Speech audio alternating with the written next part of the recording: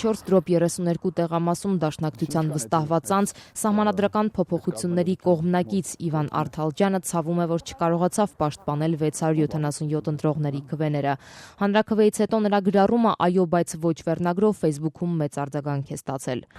4-32-ում կասեմ, որ փոխվեցին քվեաթերթիկները եւ ժողովրդին գամքը չցոլացավ։ Ողջ օրը հարթ ընթացած քվեարկության արդյունքներով ըստ Արթալջյանի հաշվարկի ժամանակ կրկնակի առավելությամբ հաղթում էր ոչը։ Մոտավորապես 50%-ով ավելի էր ոչը եւ այդ իմաստով արդեն այդպեսի լարվածություն չկար, որտեղ արդյունքը բավական հստակ էր, արիվի պես հստակ էր, որ մեր բարակային ոչն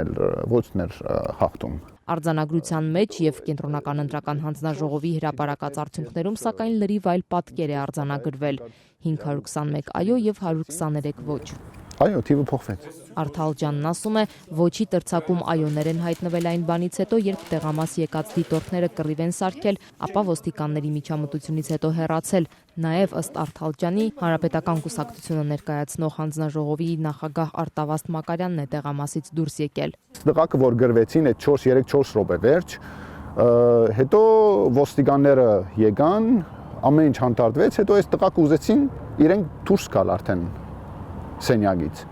Դուրս եկան եւ մենք շարունակեցինք, շատ չէր մնացած այդ բահին արդեն, մոտավորապես 30-40 քվե էր մնացած, որ հաշվեինք բացահայտորեն, բայց այդ տղտիկները սեղանների վրա էին։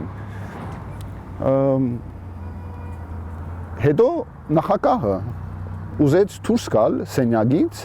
եւ այդ բաժարապանությամբ, որ ինքը ուզում էր իր մեքենային խոտ տալ։ Ես շատ զարմացա, բայց ասեցի, ինչ ուզում եմ մեքենան խոտ տալ,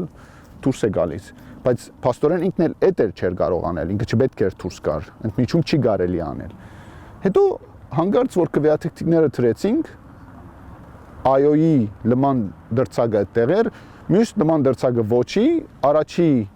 մի քանի հատը ոչ էին, իսկ մնացածը դարձել էին արդեն այո։ Դաշնակցության վստահված անձն ասում է, տեսնելով այս ամենը բողոքել է ու դուրս եկել։ Որովհետև այդ քվեները ժողովրդին քվեները չէին։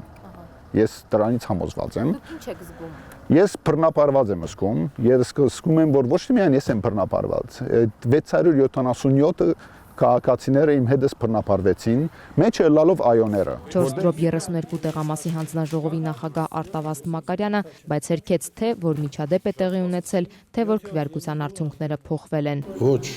եւ ոչ։ Լցոնում կամ նման բան։ Ոչ, միանշանակ ոչ։ Դուք որպես հանձնաժողովի նախագահ չեք ընդունում մեղադրանքները։ Ոչ։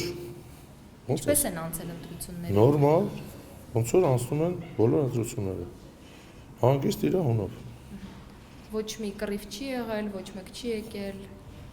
Ով դիգար։ Դիտորդներ են եկել, ինչ որ կռիվ է եղել։ Դիտորդներ են եկել, վստահված անձիկ են եկել, բայց կռիվ եղել է այդ։ Ոչ։ Ոչ ոք իրար չի քաշքշել դիտորդներին։ Ոչ։ Դաշնակցություն խմբակցությունից Աղվան Վարդանյանն ընդունում է, հանրաքվեի ընթացքում խախտումներ արձանագրվել են, սակայն դրանք չեն ազդել արդյունքների վրա։ Հիմա դուք բերում եք կոնկրետ մեկ տեղամաս։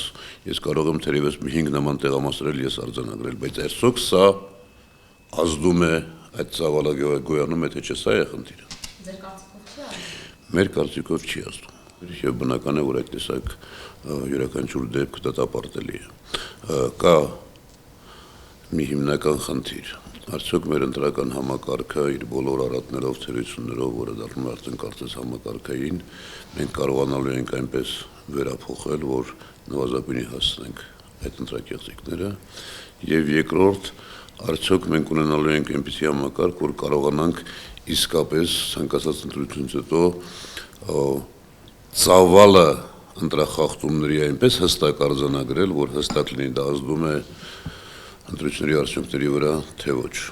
Այսօր 4-32 տեղամասի վերահաշվարկն էր, որ կատարվում էր հանձնաժողովում ՀԱԿ-ի եւ Ժառանգության անդամների դիմումների հիման վրա։ Այն անցավ բավական լարված մթնոլորտում։ Վերահաշվարկը, սակայն աննշան տարբերությամբ հաստատեց քվեարկության արդեն արձանագրված պատկերը։